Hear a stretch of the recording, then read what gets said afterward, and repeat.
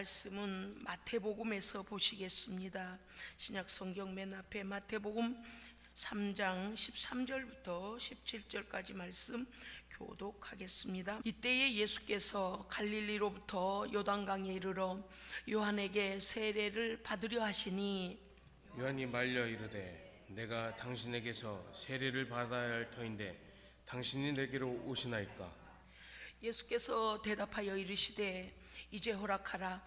우리가 이와 같이 하여 모든 의를 이루는 것이 합당하니라 하시니 이에 요한이 허락하는지라. 예수께서 세례를 받으시고 곧 물에서 올라오실새 하늘이 열리고 하나님의 성령이 비둘기같이 내려 자기 위에 임하심을 보시더니 17절 말씀 우리 다 함께 보시겠습니다. 하늘로부터 소리가 있어 말씀하시되 이는 내 사랑하는 아들이요 내 기뻐하는 자라 하시니라. 아멘. 아멘.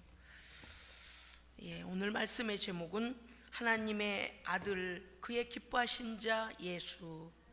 아멘. 제목만 들어도 벌써 은혜가 됩니다.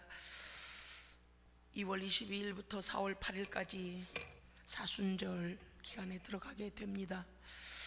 이번 주간부터 이제 2월 22일부터 사순절 기간에 들어가게 되는데, 자, 우리 예수님은요 이 땅에 오셔서 무엇부터 공생애가 시작되었을까요?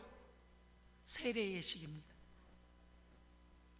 나사렛 요셉의 아들로 그 목수 일을 돕고 어머니의 일을 돕고 그렇게 하시다가 하나님의 일을 위하여 이 땅에 오신 하나님의 일을 본격적으로 선포하고 나서시는 그 사건이 뭐냐? 세례 사건입니다.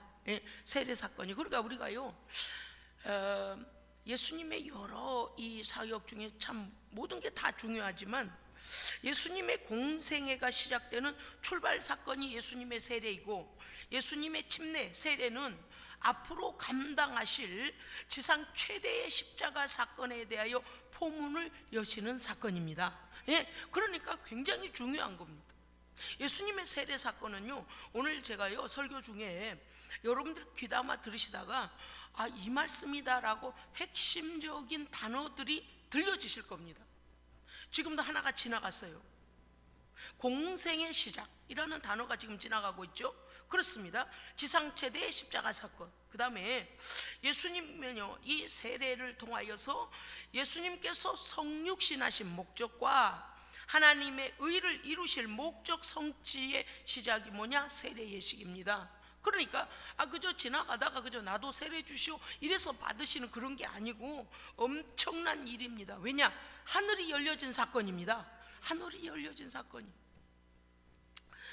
그 다음에 예수님의 세례 사건은 무엇을 증거하시는가 하면 예수께서 그리스도 되심을 증거하는 사건입니다. 아멘. 네, 설교를 듣다가 중요한 핵심 단어들은 딱 붙잡으라 제가 이제 말씀드렸죠. 예수께서 누구 되심을 증거하는 사건이라고요? 그리스도 되심을. 아니 목사님, 예수가 그리스도고 그리스도가 예수고 그리스도가 메시아고 다 그런 거 같은 거 아니에요? 맞아요, 같은 거지만 그게 왜 예수, 나사렛 예수, 요셉의 가문, 다윗의 후손으로 오신 가문으로 오신 예수께서 왜 그리스도 되시는가에 대한 것이 바로 이 세례를 통하여서 드러내신다 그것입니다. 예수님의 세례는요 구약과 신약의 중간기를 거쳐서 구약의 선지자들을 통하여 메시아를 보내겠다라고 약속하신 선지자들의 그 사명을 마지막 선지자인 세례 요한을 통하여, 할렐루야, 세례 요한을 통하여서 우리의 대선지자 되시는, 모든 예언을 성취하시는 대선지자 되시는 예수 그리스도가 우리의 대선지자 되심을 세례 요한이, 마지막 선지자로서 세례 요한이 예수님께 이양을 하는, 예수님께서 완성하시는, 그래서 그리스도 되시는 대선지자 되시는 예수를 세례 요한이 소개하는 세례 요한을 통하여 마지막 선지자의 사명을 감당하게 하고 신약의 우리의 구원의 완성인 역사의 대전환을 이루는 사건이 예수님의 세례 사건입니다. 제가요 해년마다 이 설교를 하지만서도 어쩌면 이렇게 은혜가 되는지, 예수님의 설교에 관한 책들을 다 꺼내서 다시 보면 다시 은혜가 되는 거예요. 마치 무엇과 같으냐면 어저께까지 밥 먹었잖아요, 그죠? 그런데 오늘 아침에 또 햅쌀로 또 새밥을 하면 어때요? 엄청 맛있잖아요. 먹는 얘기에서 참 묘한 것 같습니다만은, 예, 그렇게 새 은혜가 늘 임하기 때문에 우리가 영적으로 사는 겁니다. 말씀은요, 새 양식입니다. 예? 새 양식이에요. 오늘 마태복음에서 말씀을 보았습니다. 마태는요, 예수님을 어떻게 증거하고 있는가 하면 왕으로 오신 예수님을 증거하고 있습니다. 왕으로 오신 예수 그리스도. 예수님의 왕권은요, 대개 왕들은 어떠합니까요? 호령하고 가장 높은 자리에 서서 그 인장 반지로 도장을 찍으면 되지 않는 게 없어요. 거의 전능자 같이 합니다. 그런데 우리 예수님은 왕권을 가지셨는데 어떤 왕권을 가지셨는가 하면 마구간에 오셔서 십자가에서 죽으시는, 참 나무와 관련이 있는 것 같아요. 아유, 설교를 빨리빨리 하고 싶은데 여러분, 제가 지금 그러려고 그런 게 아니에요. 왜 이렇게 한 말씀 한 말씀을 이렇게 따박따박 설교를 하게 하시는지 저도 이해가 안 됩니다만, 예, 그럴 때가 있어요. 어떤 때 막 무슨 번개 마냥 쏜살같이 막 말씀이 나가는데 오늘은 왜 이렇게 따박따박 이렇게 설교를 하게 하시는지 모르겠습니다. 이 성령님이 하시는 거예요. 제 마음대로 되는 게 아니에요. 마구간 나무 구유 마구간에 오셨잖아요. 그런데 목수의 일을 하십니다. 그죠? 요셉을 도울 때는 목수, 나무를 다루는 일을 하시네요. 그리고 그 자신이 죽으실 희생의 십자가를, 나무 십자가를 짊어지고 올라가셔요. 그래서 그 나무 십자가에서, 저주의 십자가에서 죽으십니다.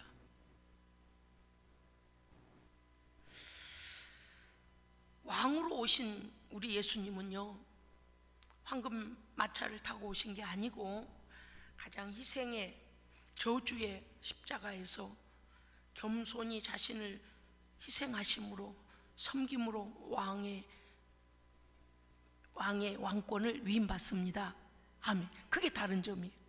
세상 왕하고 다른 점은 가장 낮은 자리에 오셔서 가장 낮고 천한 저주를 받는 자리에서 우리를 섬겨주신 왕이시다. 그래서 아버지 하나님께서 그 아들에게 통치권을 주시는데, 예, 자기 희생을 통한 왕권을 주시고 그 다음에 온 만유를 다스릴 통치권을 주십니다. 그리고 심판권을 주십니다. 이게 마태 공동체가 마태와 더불어서 기록하고 알리는 예수님의 왕권입니다. 네, 예수님의 세례에는요, 성부 하나님과 성령 하나님께서 공히 함께 하시는 증거적인 사건이 되는 것입니다. 아멘. 마태복음 3장 13절 보면 이렇게 되어 있죠. 이때에라고 되어 있습니다. 헬라어로 보니까 토테라고 하는데요, 요한이 백성들에게 회개의 물 세례를 요단에서 베푸는 그때에, 예수께서 갈릴리에로부터 요단강에 이르러 요한에게 세례를 받으려 하신대. 이르러, 예, 그때에, 이때가 언제냐? 이르러, 그 요한이 그 세례를 베푸는 그때란 말입니다. 이 말씀에 예수님께서 세례 받으시려고 요단강에 이르러라는 말씀이 있죠. 이 말씀이 헬라어로 보니까 파라기네타이라고 하는데요, 파라기네타이, 거기 도착되셨어, 이 정도가 아닙니다. 뭐라고 되어 있는가 보니까는 그 의미가 이렇게 되어 있습니다. 공적인 일을 위하여 나타나다, 이렇게 되어 있어요. 말하자면 공문서를 가지고 더 중요한 공적인 일을 위하여 그곳에 오셨다, 이렇게 되어 있습니다. 그러니까 그분이 그냥 걸어서 거기 어쩌다 보니 지나가게 돼서 요래 보다가 뭐 하고 있나 이렇게 하신 게 아니고, 하나님께서 계획하신 대로 하나님의 뜻을 이루시기 위하여 거기 공적인 임무를 가지고 오신 것입니다. 아멘. 그러니까 거기에 지금 이르러도 그러한 의미를 가지고 있죠. 그 다음에 토때, 이때가 무엇입니까? 조금 전에 말씀드린 거 설교를 듣다가, 예, 중요한 단어들의 핵심을 잡으라 그랬어요. 구약과 신약의 중간기 암흑기를 지나서 예수님이 오심으로 신약이 열렸습니다. 그런데 마지막 선지자는 세례 요한이잖아요. 그러니까 세례 요한으로부터 대선지자의 그 예언 메시아가 오시리라는 것을 완성하시는 대선지자로 오신 것입니다. 그러니까 이 모든 말씀들이 이 세례 안에 다 포함되어 있는 거죠. 성경에 보니까 이렇게 되어 있습니다. 여러분요, 요한복음 1장 31절 보니까요, 세례 요한이 직접 증언하는데 이렇게 증언합니다. 내가 와서 물로 세례를 베푸는 것은, 그를, 예수 그리스도 하나님의 아들을 말하는 거죠. 그를 이스라엘에 나타내려 함이라 하니라. 아멘. 우리는 그저 이스라엘 백성들에게 회개하라, 천국이 가까이 왔다라고 예수님을 소개하기 위하여 그 백성들에게 세례 요한이 외치는 것으로 우리도 그렇게 이해하고 성경도 그렇게 기록합니다. 그런데 그거보다 더 중요한 일은 그가 와서 먼저 백성들을 일깨워서 예수님께서 임하실 그 길을 닦고 계시면 그가 하는 세례 요한이 이 땅에 태어난 목적, 세례 요한이 이 사명을 감당하는 목적이 무엇이라는 거예요? 예수 그리스도 하나님의 아들을, 메시아를 온 땅 가운데, 이스라엘 가운데 나타내려 하심이라. 그것이 세례 요한이 세례 베풀고 있는 목적이라고 요한은 스스로 이것을 증거하고 있는 것입니다. 그러니까 이 예수님의 세례가 우리에게 주는 이 교훈이라는 것이 얼마나 중요한가를 오늘 우리는 깨닫게 되는 것입니다. 마지막 선지자 요한이 그 일을 감당함으로써 어린 양 예수 그리스도 그곳에 오시기까지 그 일을 감당하실 뿐만 아니라 예수님을 나타내기 위하여서 물세례의 정점은, 핵심은 무엇이냐? 그리스도를 이스라엘 가운데 나타내심입니다. 그렇습니다. 요한은요, 예수님을 말리면서 아이고 내가 당신께, 주님께 세례를 받아야 할 터인데 내게로 어찌하여 주님께서 내게로 오시나이까? 라고 말합니다. 예수님이 대답하시기 이렇게 말씀하시죠. 이제 이 일에 대해 동의해라. 여기 성경에는 허락하라 이렇게 나왔지만 하나님의 아들 앞에 허락을 받으시겠습니까? 실제적으로 우리 말에는 어떤 거, 우리는 이렇게 어감되어 있지만 사실 뭐예요? 이 일에 대하여 너도 동의해라, 아멘하고 하나님 아버지께 순종해라, 이런 뜻이거든요. 그 말이 더 맞지 않습니까? 우리가 이와 같이 하여 모든 하나님의 공의를 이루는 것이 합당하니라 하시니 요한이 동의하니라. 아멘. 맞습니다, 주님, 그렇습니다라고 성부 하나님의 그 계획하심 앞에 세례 요한이 예수님의 말씀에 동의하여 이 일을 합당히 여기고 동의했다라고 하는 것이죠. 성부 하나님은요, 거룩하신 하나님이시며 공의 하나님이시며 사랑의 하나님이십니다. 아멘. 그렇습니다. 공의 하나님이시라는 것, 죄에 대하여 반드시 심판이 있고 죄값은 사망이라는 것을 이미 우리는 말씀을 통하여 알고 있습니다. 그런데 의에 대하여서라면 무엇입니까? 이 의에 대하여서는 하나님의 의에 합당한 자는 하나님의 사랑을 입을 자격이 있는 것입니다. 그런데 우리는 우리 스스로 의로울 수가 없잖아요. 그래서 어떻게 하는 거예요? 아들의 희생을 통하여서 하나님의 의에 우리의 저주와 우리의 모든 질고와 우리의 사망을, 대속의 희생을, 아들을 보내어 죄 없으신 어린 양 예수께서 인간을 위하여 속죄를 위한 희생제물이 되심으로써 예수님께서 대속적 죽음, 그 희생을 통하여서만이 성취해 주시는 것이 그리스도의 십자가입니다. 그러니까 예수님의 세례 안에는 하나님의 공의를 이루시고자 하신 뜻이 있으신 거죠. 아멘. 예수님의 세례는요, 하나님 앞에 드려질 대속제물로서의 공식적인 사건, 즉 죄는 없으시나 죄인과 동질화, 자신을 죄인과 같이 비하시키고 죄인의 모양으로 오셔서 율법의 저주와 사망을 홀로 지시고 하나님 앞에 희생 제물로서 우리를 대신하여 죽어주신 사건을 어디에서요? 지금 세례를 통하여서 하나님 앞에 합당한 자로 여김을 받으시고 공포되고 있습니다. 이 사건이 십자가에 대하여 미리 열어주시는 사건이다, 그 말이죠. 요한복음 1장 29절, 보라 세상 죄를 지고 가는 하나님의 어린 양이로다. 아멘. 그러니까 요한이 예수님에 대하여 먼저 선포하기 전에 그가 예수님을 보면서 성령이 말하게 하심을 따라서 어떻게 합니까? 보라 세상 죄를 지고 가는 하나님의 어린 양이다.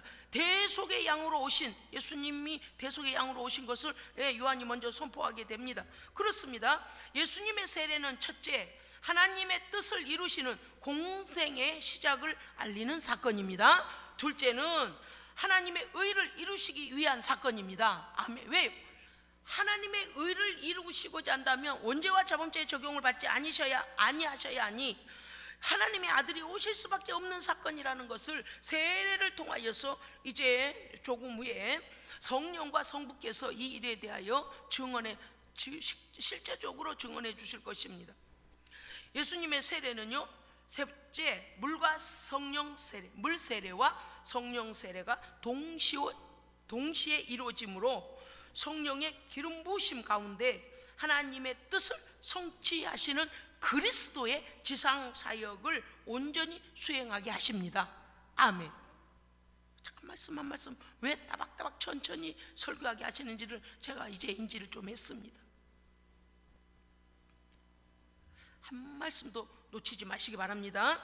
이것은 또한 예수께서 그리스도 되심을 증거하고 있습니다. 그리스도는 어떤 뜻입니까요? 기름 부음을 받은 자라는 뜻이잖아요. 그렇죠? 기름 부으심을 받은 자. 어떤 자들이 구약 시대는 어떤 부류의 사람들이 기름 부음을 받습니까? 왕과 선지자와 제사장이시죠. 그렇습니다. 제사장이죠. 그러니까 마태는 예수님을 누구로 소개하고 있다고요? 그렇죠.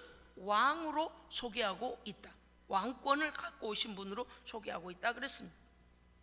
그 다음에 구약의 마지막 선지자인 요한이 예수님을 소개하는 그 사명을 감당하고 그가 순교당합니다. 그럴 때 예수님을 무엇을 우리의 누구 되시는 마지막 선지자 요한이, 구약의 마지막 선지자 요한이 새 언약 안에서 하나님의 모든 예언자들의 예언을 완성하시는 누구로 예수님을 소개합니까? 요한이 대선지자로 소개합니다.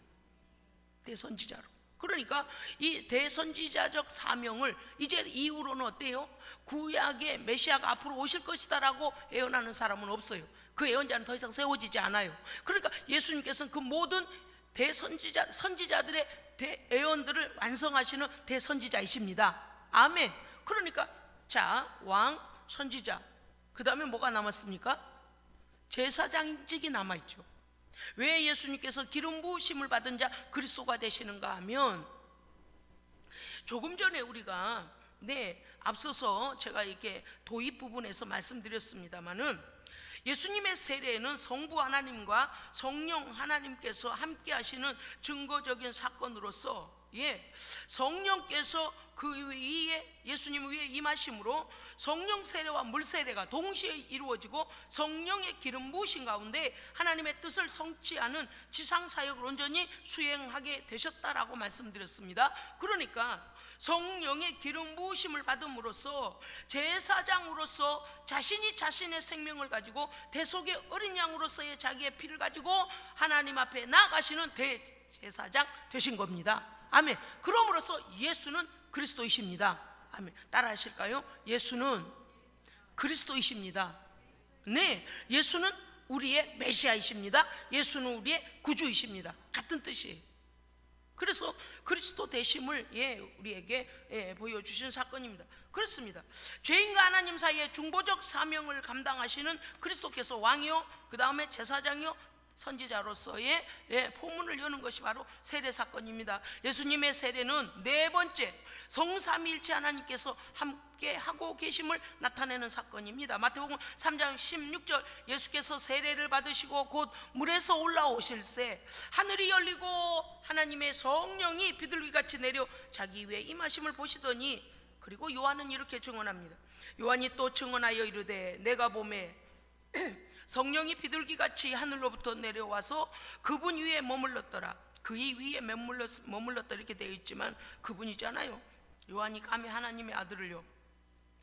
33절, 나도 그를 알지 못하였으나 나를 보내어 물로 세례를 베풀라 하시니가 나에게 말씀하시기를 성령이 내려서 누구 위에든지 머무는 것을 보거든 그가 곧 성령으로 세례를 베푸는 이이신 줄 알라 하셨기에 내가 보고 그가 하나님의 아들이심을 증언하였노라 하니라. 아멘. 그렇습니다. 이 말씀이 너무 중요한 것이 예수님의 세례가 너무 중요한 것이 무엇인가 하면요, 세례 요한을 통하여서 네가 세례를 베풀다가 성령이 내려 임하는 것을 보거든 그가 성령으로 세례를 베풀 분이다. 성령으로. 요한은 물 세례를 베풀고 있습니다. 그런데 물 세례가 무엇입니까? 율법의 십계명과 율법에 의거하여 하나님 앞에 온전히 살아들이지 못한 우리의 죄를요, 죄를 통해 자복하고 죄의 사함을 받는 죄의 회개의 세례 아닙니까? 그런데 예수님은요, 죄의 세례뿐만 아니라 성령 세례를 베푸시는 자이시다. 아멘. 그러니까 예수님 세례 받으실 때 조금 앞서서도 지금 하늘이 열리고 하나님의 성령이 자기 위에 임하셨다는 건 뭡니까? 예수님은요, 우리에게 물과 성령으로 거듭나게 하십니다. 그러니까 물과 성령으로 거듭나게 하시는 자 예수. 요한이 증거하는 이 세례는, 요한은 세례를 통하여 예수님께서 하나님의 아들이심을 그가 증언하고 있습니다. 그렇습니다. 요한은 분명하게 하나님의 아들이시며 성령으로 세례 베푸실 예수 되심을 요한은 증거했습니다. 누가복음 3장 16절에서 이렇게 기록하고 있습니다. 요한이 이르되 그는 성령과 불로 너희에게 세례를 베푸실 것이요 성령과 불은 거룩하게 하심과 심판을 말하기도 하는 것입니다. 무엇입니까? 하나님의 왕권을 가지고 오신 분입니다. 그러니까 마태 공동체가 유대인들에게 복음을 전할 때에 이 복음을 왕으로서 너희가 기다리는 메시아로서 오신 분이다라고 전하기도 하지만, 또 여기에 누가복음에서는 성령과 불로서 너희에게 세례를 베푸실 분이다라고 말씀하신 거죠. 그 불이 뭐냐? 성령의 거룩하게 하심과 심판. 믿지 않냐 하는 자에게는 불로서 임하는 형벌인 거예요. 그래, 하나님의 공의를 드러내시는 하나님의 심판권을 위임받으신 분이 예수님이십니다. 아멘. 그렇습니다. 예수님의 세례의 성부 하나님의 관여하심의 증거는 이렇습니다. 누가복음 3장 22절, 하늘로부터 소리가 나기를, 너는 뭐죠? 직접적으로 하신 거예요. 단수예요. 너희들은 아니.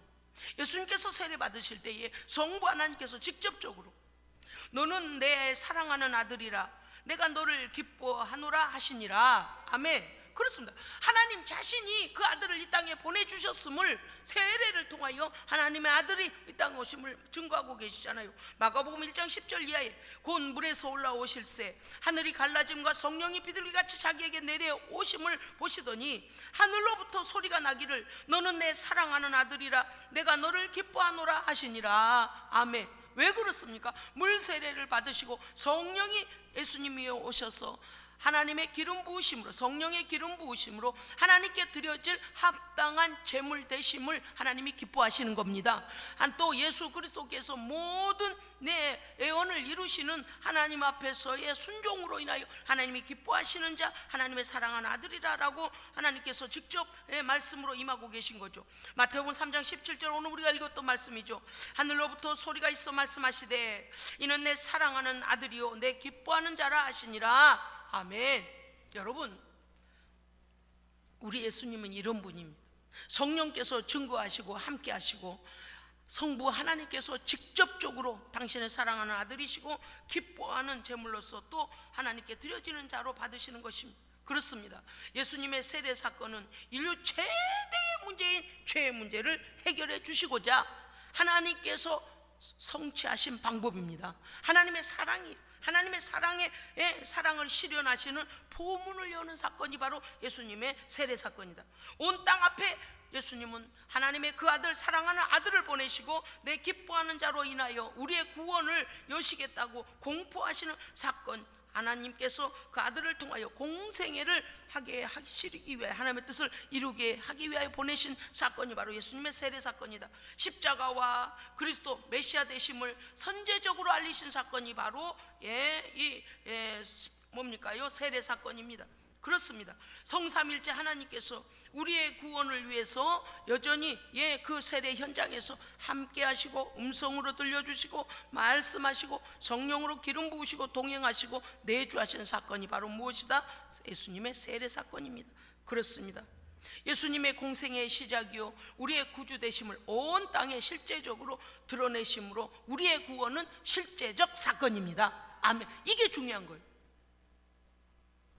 할 일이 없어서 거기 지나가시다가 어이 그거 뭐 하고 있나?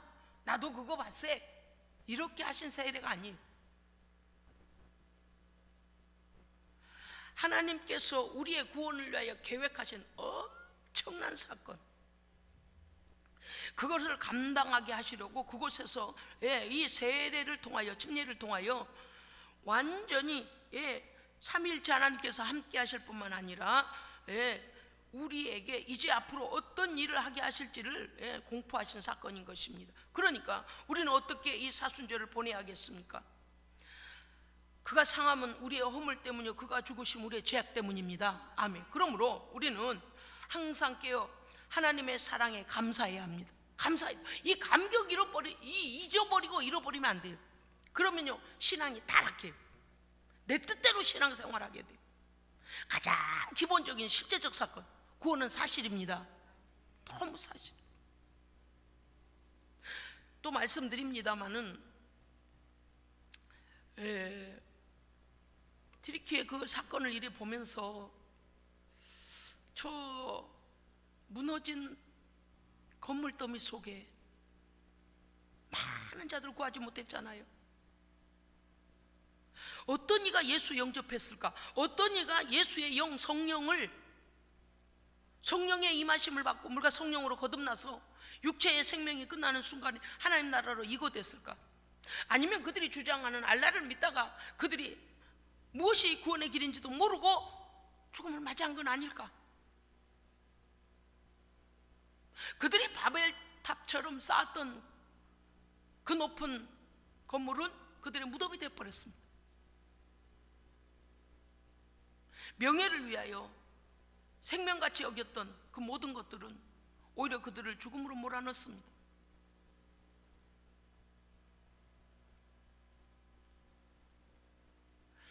예수님께서 우리를 위하여 오신 사실이 사실인 것처럼, 그곳에 지진이 일어나서 실제적 사건들이 일어난 것이 사실인 것처럼, 오늘 우리가 살아서 하나님께 예배드림이 사실인 것처럼, 할렐루야, 예수님께서 우리를 위하여 구원의 길을 열어놓으신 것도 사실입니다. 사실이에요. 그럼 어떻게 해야 돼요? 사실은 사실로 받아들여야 됩니다. 의심하거나 그냥 역사의 일부분이겠지, 종교의 하나겠지 이러면 안 돼요. 이 사실을 믿는 자는 구원을 얻습니다. 이게 하나님의 약속의 말씀이에요.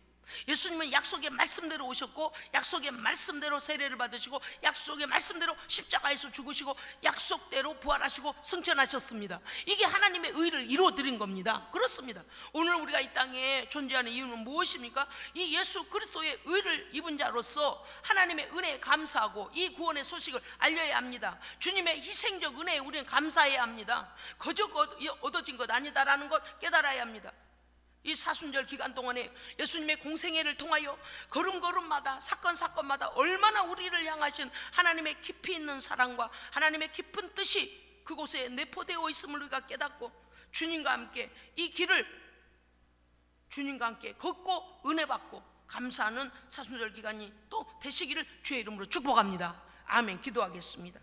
하나님 아버지, 길이요 진리요 생명이신 우리 구주 예수께서 이제 공생애를 시작하는 이때에 주께서 이 땅에 오셔서 우리를 위하여 무엇을 하셨는가, 가장 중요한 핵심을 놓치지 아니하도록 언제나 우리 마음의 왕으로 모시게 하시고, 언제나 희생에 감사하게 하시고, 언제나 다시 오셔서 그 거룩한 나라까지 우리를 이끄실 그리스도를 소망 삼고 사는 우리가 되게 하여 주시옵소서. 우리 구주 예수 그리스도 이름으로 기도합니다. 아멘. 나를 사랑하리라.